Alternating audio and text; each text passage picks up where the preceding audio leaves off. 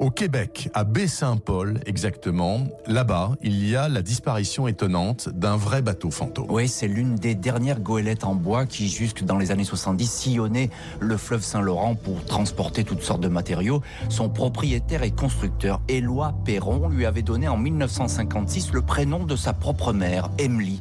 Il avait tenu la barre pendant une quinzaine d'années, puis ce capitaine l'avait ensuite revendu. Après plusieurs changements de nom, la goélette finira par s'échouer à Baie-Saint-Paul, à 90 km de la ville de Québec, Oui. abandonnée sur une rive, vestige d'un monde disparu, attraction pour touristes, mais visitée presque chaque jour par un vieux monsieur portant une casquette, tout simplement Éloi Perron, son premier propriétaire, désolé de voir son navire se transformer peu à peu en épave, pèlerinage qui va s'arrêter soudain le 15 février dernier. Ce jour-là, le vieux monsieur, Éloi Perron, donc, et sa goélette vont se volatiliser.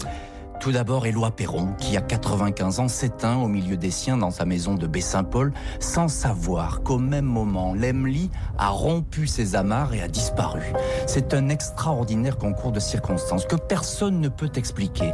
La capitainerie indique que la marée ce jour-là était bien trop basse pour emporter le bateau au large et que personne ne l'a détaché. Alors certes, l'Emily était devenue très fragile, un incendie criminel en 2015 l'avait endommagée, mais elle trônait toujours sur la plage, volatilisée peu de temps après que celui qui l'avait dessinée et construite ne rende son dernier souffle.